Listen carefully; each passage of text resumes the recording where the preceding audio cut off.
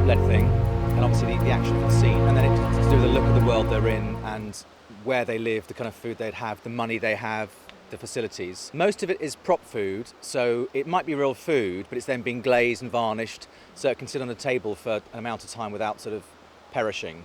We have the edible food for the repeats for the people to actually be eating meat or bread, but it's nice to get big sculptural shapes and pieces, and you can actually treat it just like a prop.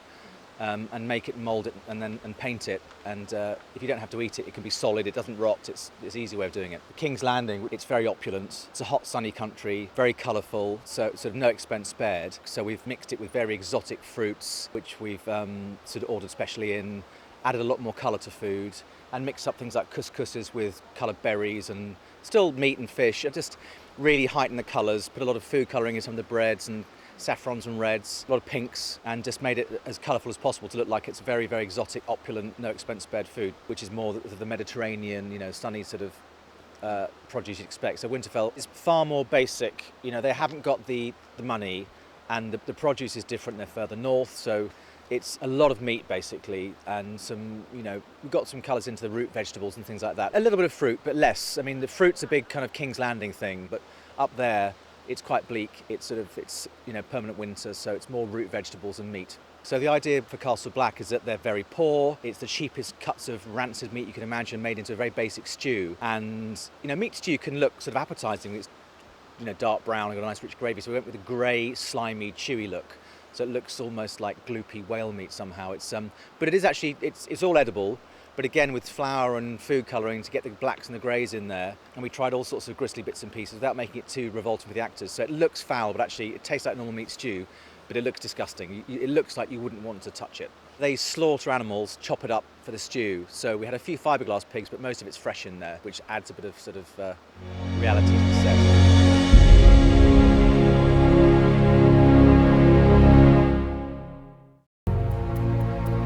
My responsibilities are to make the weaponry, design some of them.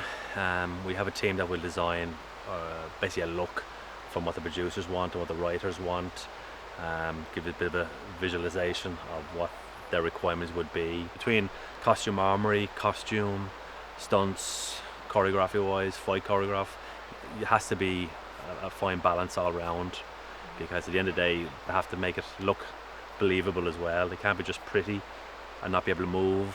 They have to have a physical manner, because obviously the actors have to use them as well, depending on what fight choreographer wants and what the action's going to be with the swords. They can't be too fragile. The steel is only purely for aesthetics, purely for close-up on camera. Just for safety, it's not so much for wielding or for fighting with. And then obviously I'll replicate that in aluminium, also in rubber, and sometimes in carbon, depending on what the action is. So we've always got a rubber one that we can interface with the real one. Most of the swords, if not all of them, are scaled to the people and sort of scaled to their personality. I mean, the Mountain has a good character. It's a big sword for the big guy. I won't say grotesque or ugly, but it was just going to be a big man, strong, powerful. So then it had to be a big sword, because at 7 foot, he's not gonna wield a normal sword. This thing is standing at 64 inches, which is nearly 5.5 feet. There's a bit of weight to it, probably about around 12 to 16 pounds. Yeah, I'd be very happy about it. I'm very, very pleased to see a lot of creations and a lot of our own ideas going out there, and you eventually see it out there on TV.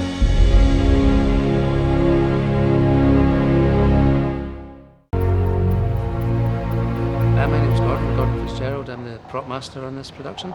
Basically, it's kind of responsible for organising the props, collection of them. Then we sort them out in the store into the different sets, the logistics of it, and also the practical dressing of the props, the furniture and the small props onto the set. Castle Black, the design of the set is very stark and very bleak, so the dressing is fairly minimal in there. Anything that the actors use is very, very basic and quite primitive looking, so there's no luxury of any sort. In Winterfell, there's a degree of comfort. What we tried to do was, in the courtyards, have the scenes and the props reflect life in the community there.